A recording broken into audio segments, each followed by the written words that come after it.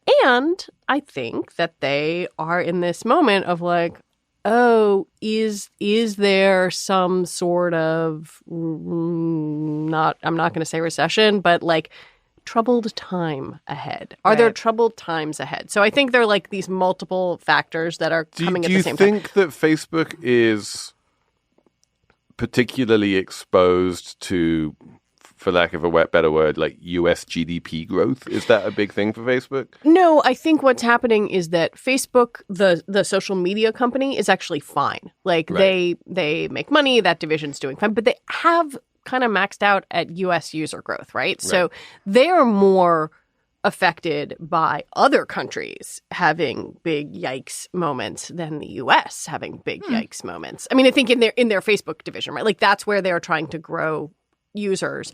But I think they have obviously taken some big expensive bets on stuff that they have said we don't expect to pay off in the near term. We expect it to maybe pay off in a decade. But investors are like, no, we would like our money now. Thank you very much. Nothing they've done has been a success. Like Facebook is a success. Everything that's successful they own. Instagram is a success, but everything else is something they acquired. Well, Instagram was an acquisition. Right. Yeah, I'm saying their only successful things are acquisitions. WhatsApp and Instagram. The only product that Mark Zuckerberg has made that was a success really is Stories, which was copied from Snapchat. Yeah, and Reels is a TikTok clone. Yeah, but Reels isn't actually successful. No, Reels is where people like me, middle-aged moms, see TikToks that were cool 2 weeks ago. Yeah. Do you see ads on Reels? I can't remember. Because but I feel like hacked, TikTok, so like I can't think about anything other than my. But hackers. I feel like TikTok has done a pretty good job of getting a fuck ton of ad revenue. Yeah. Yes, and that Reels kind of hasn't. Even though Instagram is just this advertising giant, it's where everyone wants to advertise, and apparently Elon Musk buys stuff on Instagram, as he told us. And we should probably just mention, that there's this massive sound of like the entire ad world leaving Twitter en masse, and they're probably going to want to just take that to Facebook. But the other thing that is happening, and I should mention this is again something that Jeff and I talked about, a lot has changed in the online ad world since Apple started putting in app tracking transparency. So Apple pulled the rug out of online advertising, that's how, that's how Facebook made a lot of its money. So Apple made this big change about user tracking. Mm-hmm. Every single online media company said, this is going to be terrible, don't do this. And there was this huge parade of horribles. It's all going to be bad for us. It's going to be bad for the entire industry. It happened, and it turned out to be basically a complete nothing burger for everyone except for Facebook. Yep. Facebook, for whatever reason, and literally no one understands this, Facebook was hurt really, really hard by it. And why Facebook was incapable of dealing with it when everyone else seemed to deal with it fine, no one understands. So I think actually an interesting thing to do, and in the future, here's a good story for you guys, is to compare what happened to Facebook and Google when this change happened, right? Because those two together are what, half of the online ad market? More, like 2/3? I mean, it's something absurd. And so they were both hugely dependent on online advertising, and then kind of what did this change do to each company? I don't know. Maybe Facebook just like... Yeah, no, we do know. We do know. Google, knows. I don't know. Google kind of blinked and said and shrugged and went on with its life, and its revenues were barely affected. Facebook got really hurt. So wait, just to back up, as if I'm remembering this, because I remember talking about it with Stacey.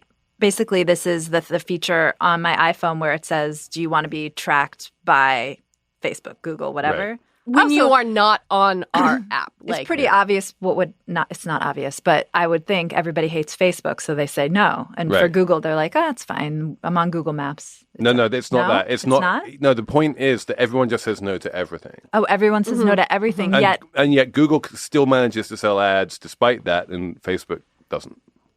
Oh, that is quite a puzzle. Yeah. We should figure it out. We'll be right back. This message is brought to you by Discover. Did you know you could reduce the number of unwanted calls and emails with online privacy protection, the latest innovation from Discover? Discover will help regularly remove your personal info, like your name and address, from 10 popular people search websites that could sell your data. And they'll do it for free. Activate in the Discover app. See terms and learn more at discover.com/online privacy protection. This podcast is brought to you by Slate Studios and Charles Schwab. Charles Schwab believes in breaking down the barriers to investing, making it accessible to all. Ray is a director of user experience. Her passion is making education accessible to all investors. Through digital design and experiences, Ray ensures Schwab's technology works seamlessly for clients so they can make informed decisions about their finances. I didn't know anything about investing. I didn't learn it in school. What is a stock? What is a mutual fund? What are futures? All these different financial instruments. And so every day I come in thinking about the real person who doesn't want to spend their time studying and becoming experts in this, yet they need to have enough knowledge to make sure they're protected and doing the right things. My expertise is always representing what our clients need, how to talk to them in a way that lets us meet them where they are, and always advocating for doing the right thing for them. At Charles Schwab, they're not just financial people, they're people too. With free investing education and 24/7 support, Schwab offers the tools to help you pursue your financial goals. That's how Schwab makes investing accessible for all. Learn more about what sets Schwab apart at schwab.com/whyschwab.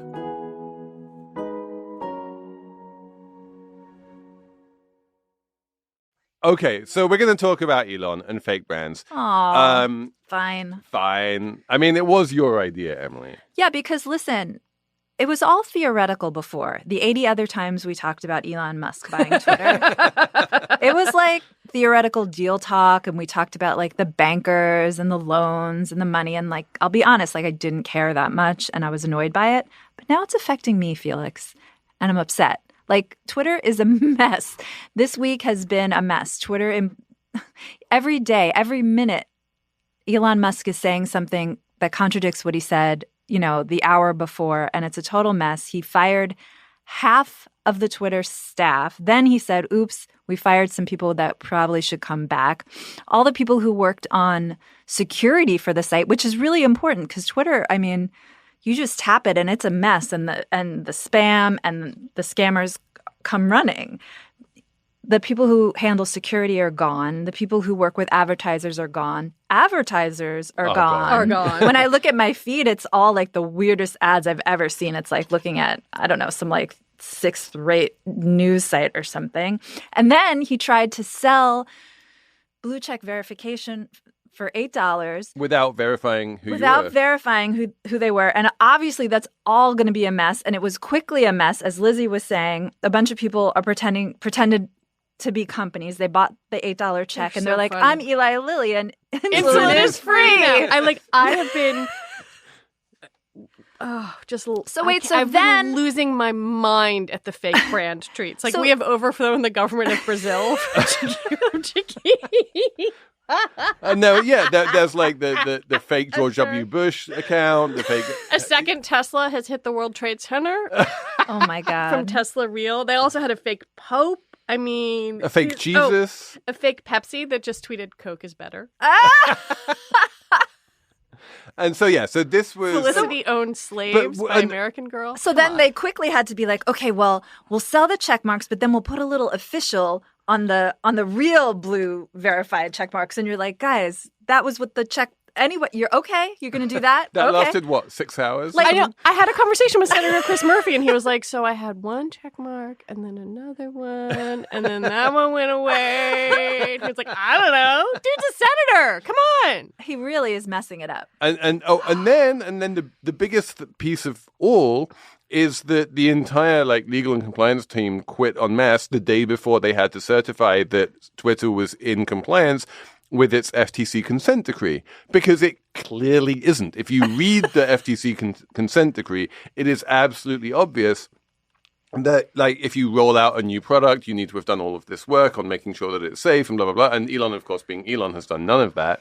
There's quotes from his lawyer basically saying Elon isn't scared of the SEC and he builds rockets. He's not scared of the FTC.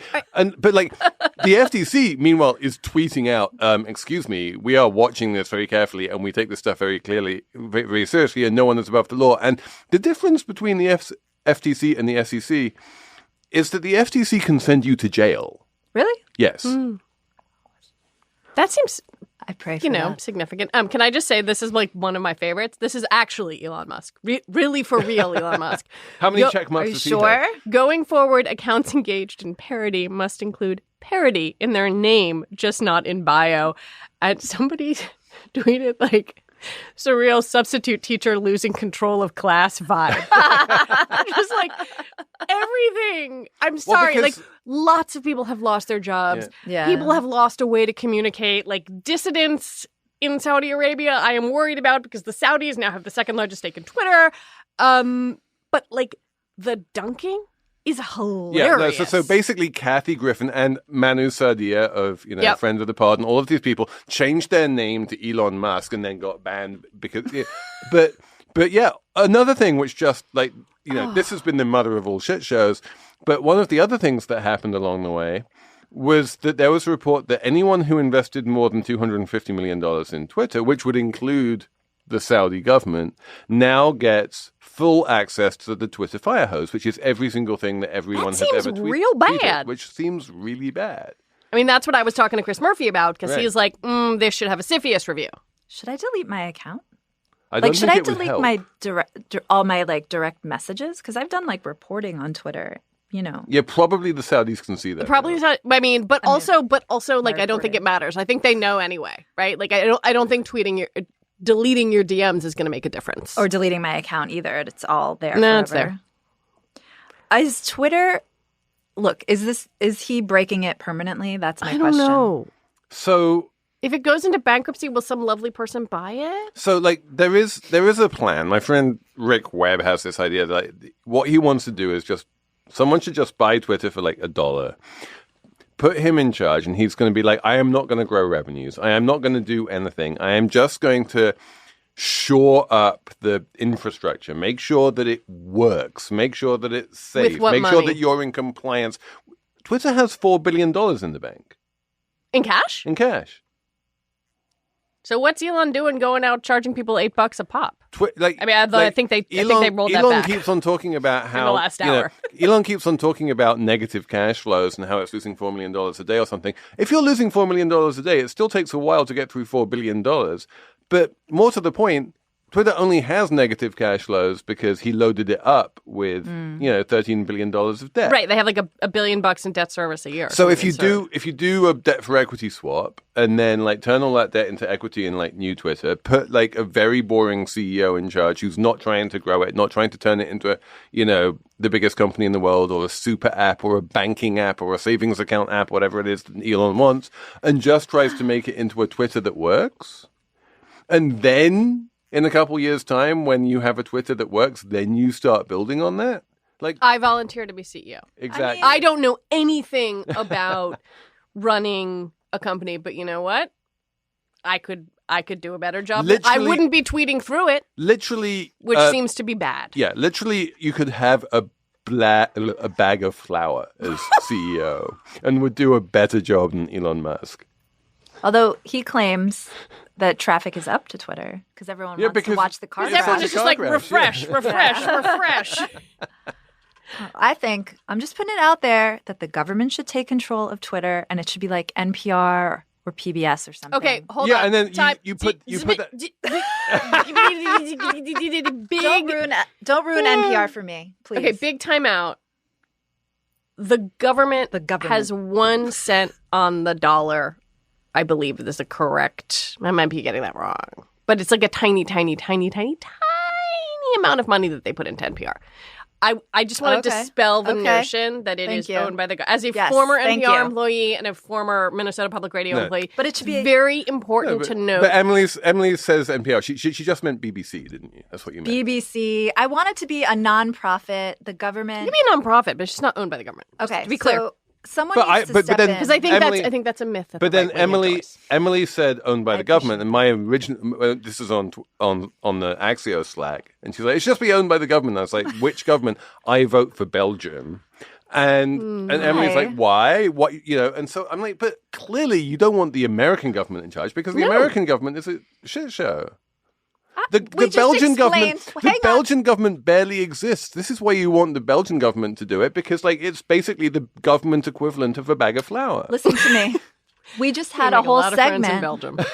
We just had a whole segment, Felix, in which you explained why people in the U.S. were firewalled from the horror of the FTX shit show because of the government regulation at play. So to say the U.S. government is a shit show is inaccurate purely based on what you told us nary 10 minutes ago. Well, no, the reason Nary. the reason why everyone in the US was protected from the crypto implosion was not because the government knows what it's doing, but because the government doesn't know what it's doing, and it's acting like a complete chaos monkey and suing people who try to follow the rules and not suing people who don't try to follow the rules, and everyone's just trying to stay well away and just keep their head down and do absolutely nothing that could be remotely interesting. And that's why they do everything offshore.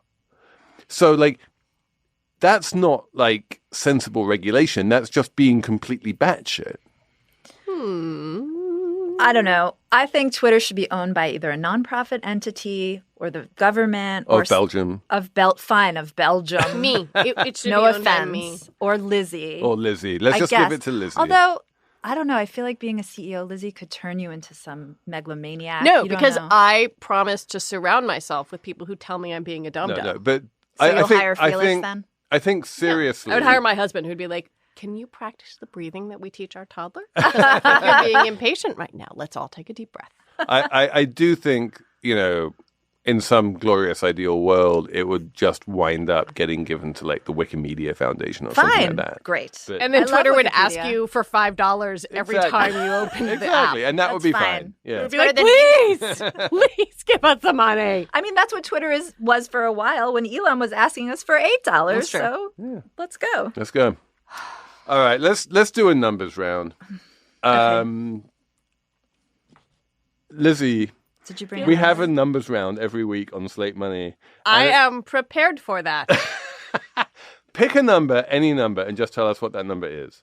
I will give you a minute. I'm going to start with Emily. Okay. I have this number and it's silly. And last night I was telling my husband the number and then he was like, why is this interesting? And I was like, I'm not sure, but I'm just going to go with it. Okay. The number is 40. And that is the number of rotisserie chickens that a man named Alexander Tominsky ate over a 40-day period in One per Philadelphia. day? One rotisserie chicken per day. Okay. For reasons of, I don't know, to Yeah. entertain people purely. Because it's Philly, I think, is the answer that you're looking for. Yeah, and he's called the Philadelphia Chicken Man. And originally he was going to eat the chicken for only 30 days, but then a miracle happened and the chicken lasted for 40 days. I don't know. I'm just making that up. And he extended it and now he doesn't want to eat rotisserie chicken ever again. And I just want to say that I think rotisserie chicken is one of the marvels of modern capitalism in grocery stores, but that again, my husband was still like, why is this interesting? And I'm like, but it's great. Rotisserie chicken. That's all I have. Okay, so I love the economics of rotisserie chicken are absolutely fascinating because, as we all know, a rotisserie chicken, which is cooked and has a bunch of labor in it, costs less than a raw chicken that is uncooked and has much less labor in it. And so everyone's like, how? Yeah. And My head exploding. And you get the I'm same not sure thing. that's true at Union Market. Yeah, I'm almost positive it is true at Union Market. It's always true. Having had both at Union Market. The equivalent to that is the Grand Central Oyster Bar, where 6 oysters Rockefeller cost less than 6 oysters. Okay, because So those were weird. like the questionable oysters. But They that's decided the- to cook them. But that's the same as the chicken. They take the chicken that's about to go off They and they do? turn it into rotisserie. Are you sure about that? Yeah, that's why it's cheaper.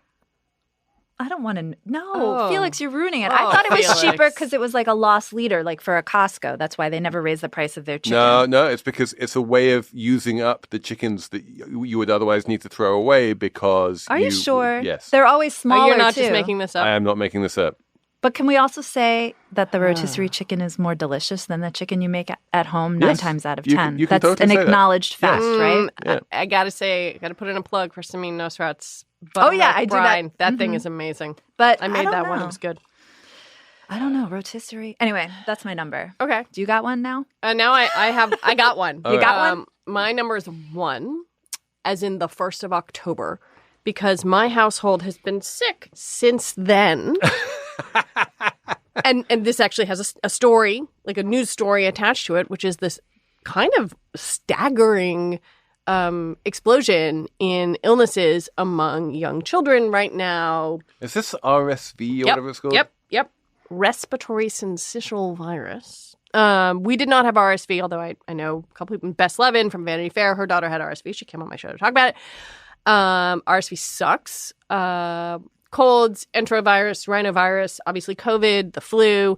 So there's this huge surge because there were all these kids who did not have regular old normal interactions the past 2 years. And now they're doing that. And we've dropped all our COVID protections and they're all sick. It's the new not normal. And All sick. I have been sick since October 1st.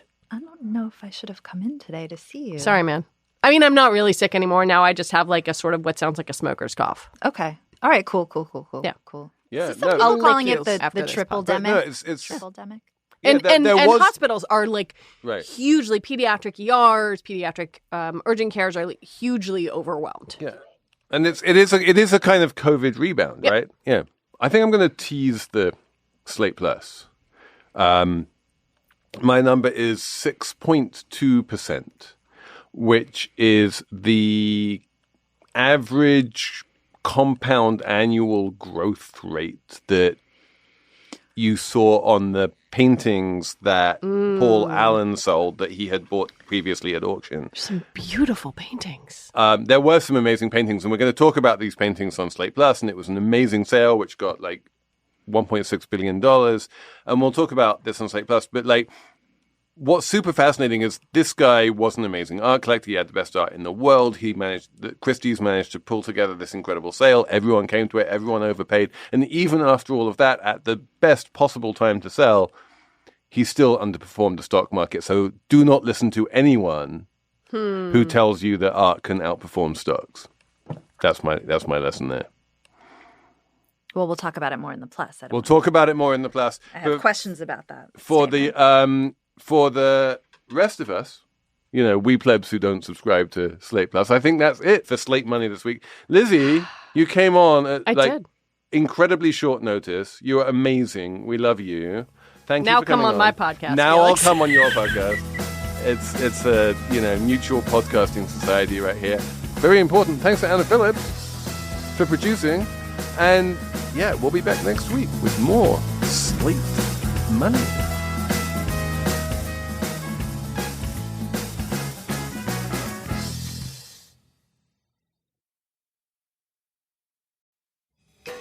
This message is brought to you by Discover. Did you know you could reduce the number of unwanted calls and emails with online privacy protection, the latest innovation from Discover?